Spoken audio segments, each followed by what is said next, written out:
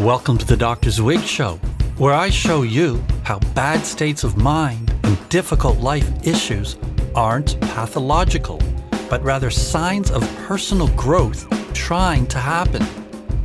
All right, let's get into it.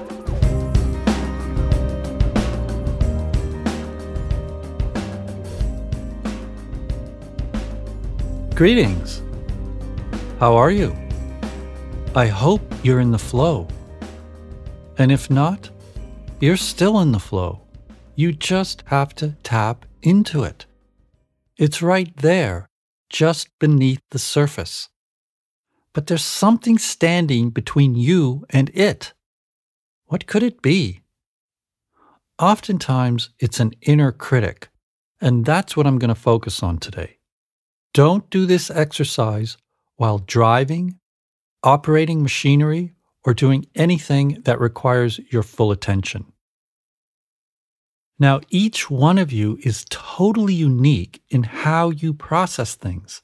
So at each step of the exercise, turn the podcast on and off however you need. When you listen to someone speak, you can get as much information from how she says something as you get from what she says. The tone, pitch, volume, and tempo of her voice, her body language, and the type of energy behind her words are essential factors in communication. It's the same with your inner critic. It has two aspects. One is what it says to you. This is the content of its speech. The other is how it talks to you, how it delivers that content. This is its process. Think of it as a personality. That's right, your critic actually has its own personality. It has certain traits, specific qualities, a unique energy. These are important elements to become aware of.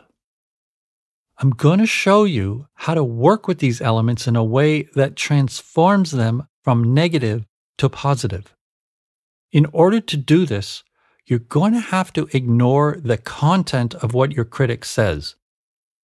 I know it's not easy, but I want you to temporarily bypass its words and focus on how it talks to you, how it expresses itself, and what its particular qualities are.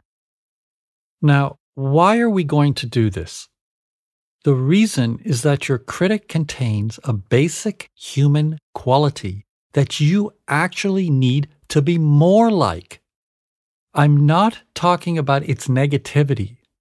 I'm referring to a certain hidden quality that you need to become more aware of in yourself. You need to embody this in a conscious, positive way. If you don't, this part of your psychology will disturb you in negative, hurtful ways in order to get your attention. And the more you ignore it, the more evil it can become. It's trying to attract your attention, but doesn't know how to do it properly because it's an unconscious part of your psyche. So it bashes you with attacks, oppression, and a lot of crap.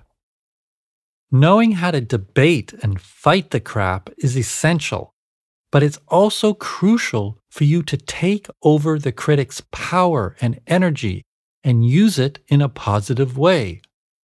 When you make the power conscious, it's yours. When it's unconscious, it's out of your control and attacks you. Okay, let's get started.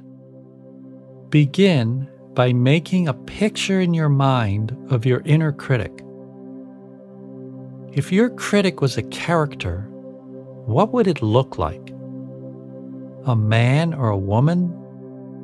Someone you know or a stranger?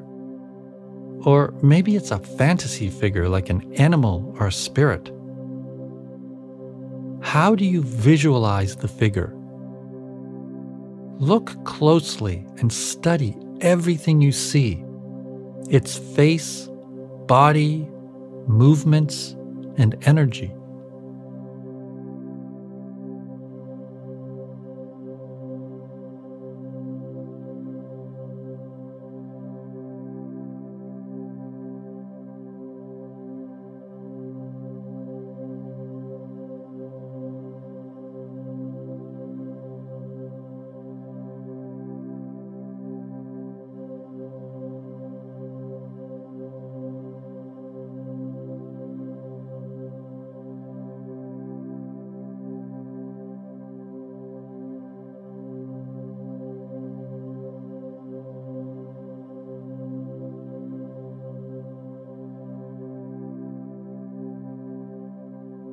Now, keep looking at the character and listen to the quality of its voice, its pitch, tone, tempo, and volume.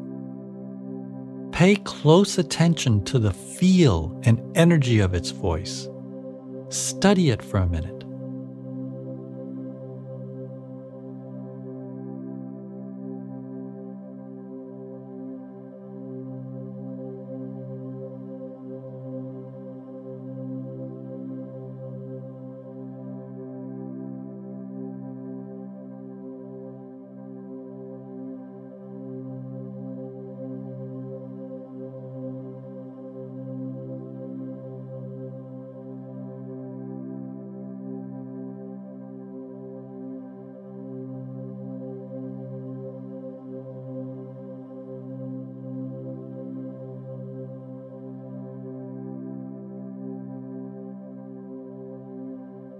Now, describe the character's overall personality and energy.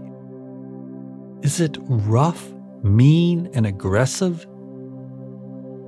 Is it powerful and confident? Is it an aloof know-it-all? Is it afraid and worried?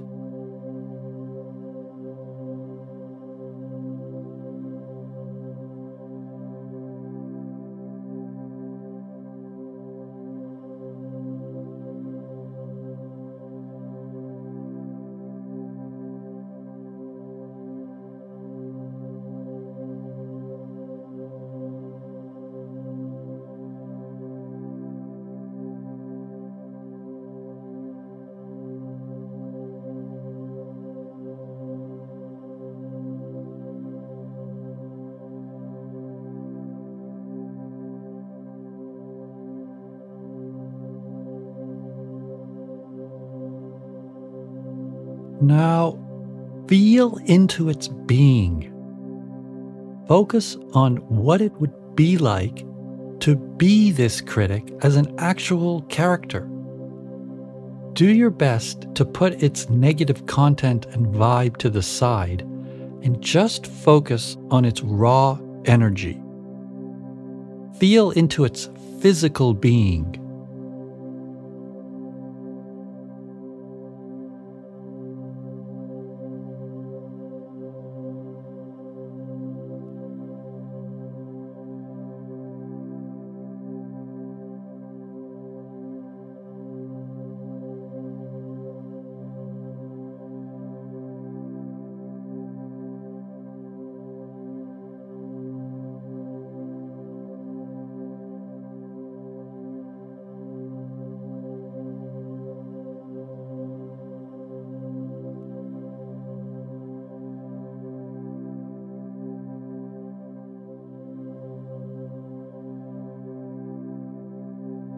Now, get up and move around the room, embodying this character.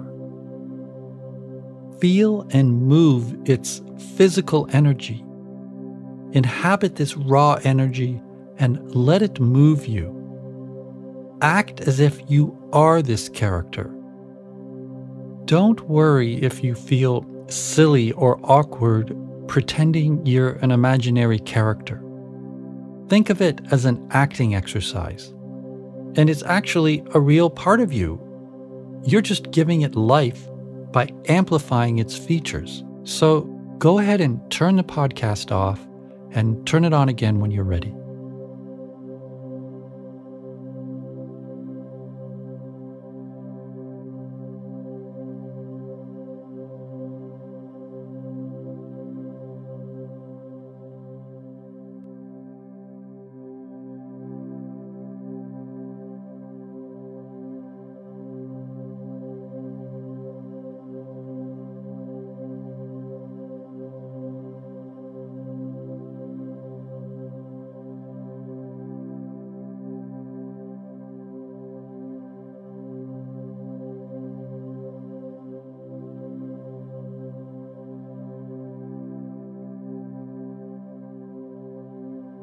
All right. How would you describe this energy, this personality, this way of being.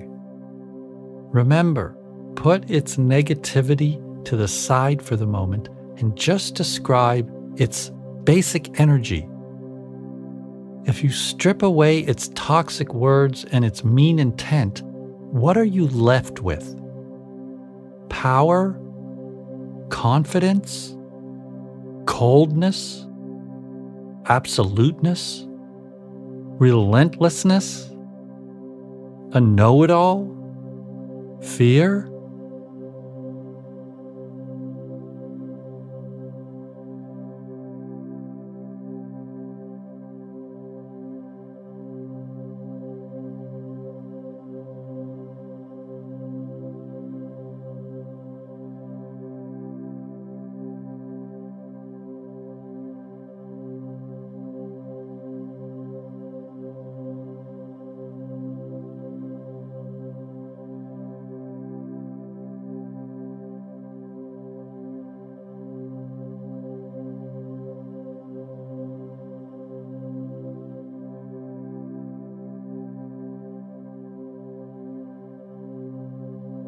Now, how can you express this energy as something positive and useful?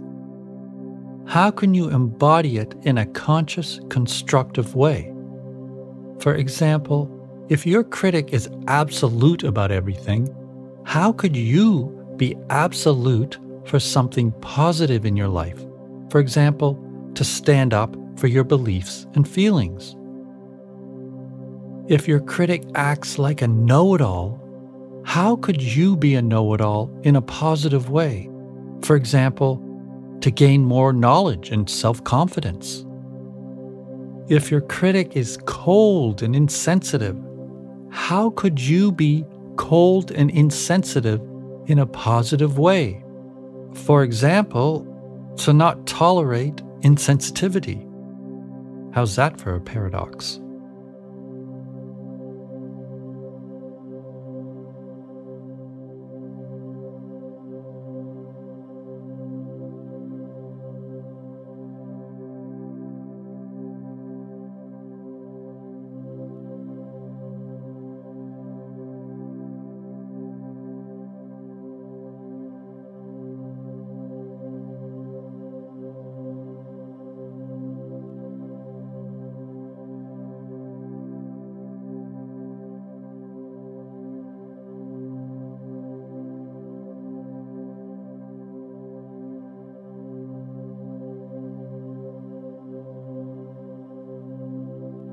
All right. Once you've identified this positive way of being, feel into it deeply.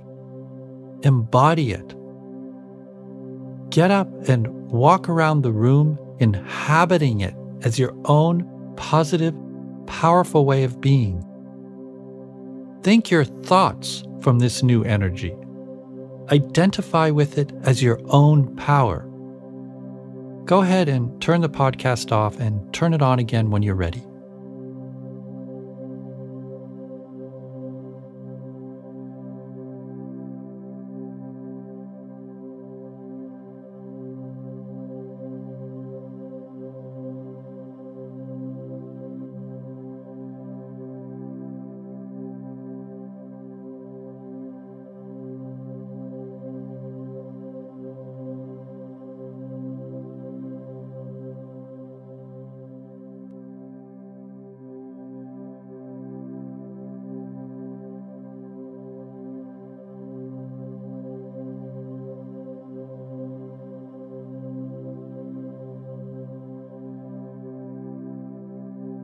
All right, here are some follow-up questions.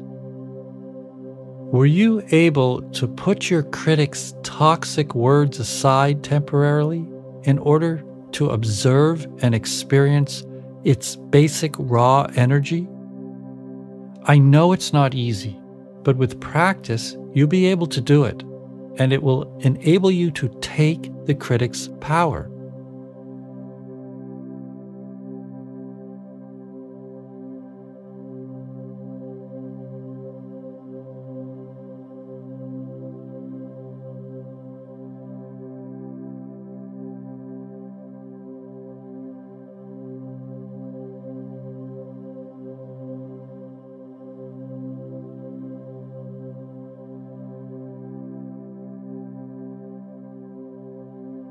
What in you is against you being this new way, besides the critic itself? Do you have a belief or a fear that blocks you from identifying with this kind of power?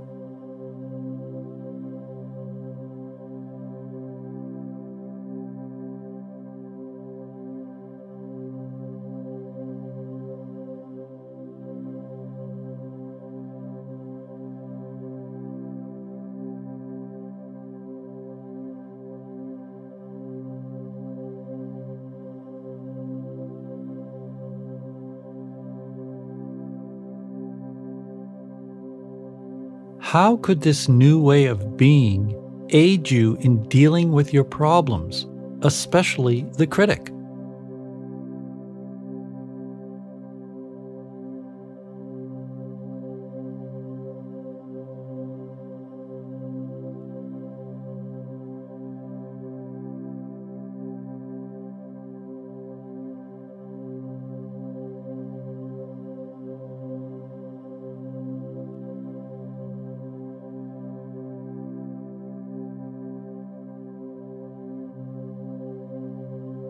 How could you bring this power into your inner life, your relationships, and the world?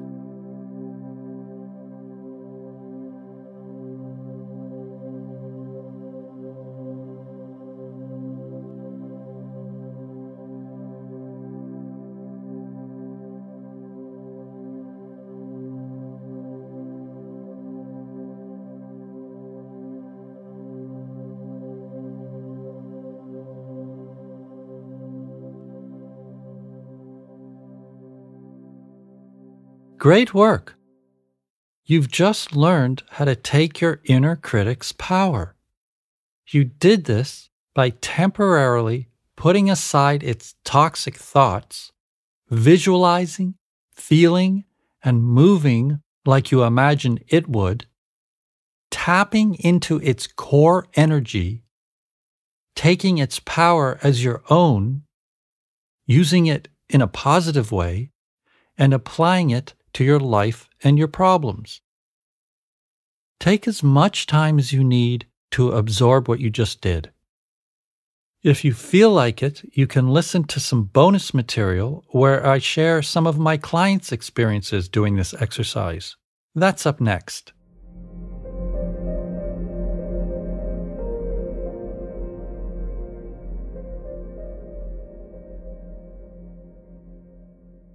Here are some of my clients' experiences doing this exercise. A 24-year-old man felt lost in his life. He didn't know what kind of career he wanted, and it made him feel depressed and anxious.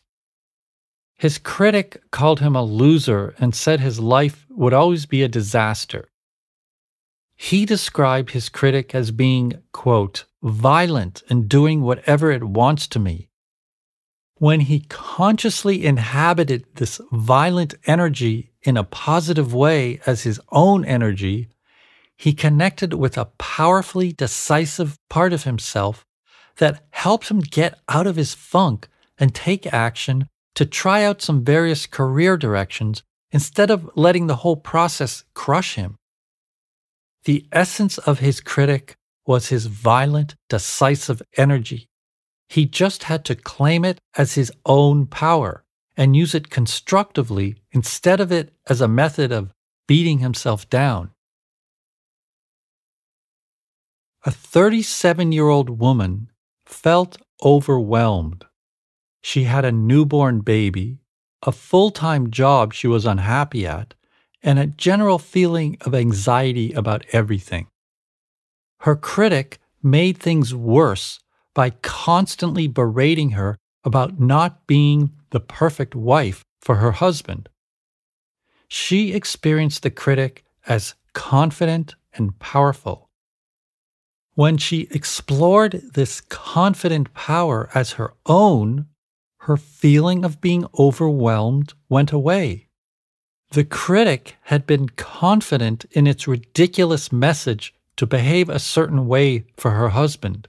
But my client was able to use the confidence to not only deal better with her life, but to also realize that her purpose wasn't to be a certain way for her husband, but rather to simply be herself. The essence of her critic was confidence. She just had to use it consciously instead of her critic using it unconsciously against her. A 52-year-old woman felt plagued by an inner critic that said her life is ruined because she got divorced and would be alone forever.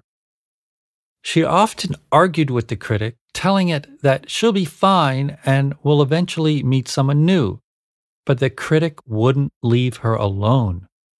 She described it as relentless. When she imagined herself being relentless, she connected with a part of herself that's firm in her belief that she'll be totally cool and will thrive in life. She had to be strong and solid about not falling into the societal trap of thinking everyone has to always be in a relationship. This was a relief to her, and this shift in attitude greatly improved her life. See you next time. Stay aware. You can follow me on social media at Dr. Zwig, and you can sign up on the mailing list at drzwig.com, where you'll receive discounts on private coaching, events, and merchandise starting in 2021, weekly personal growth tips, and lots more. Be well.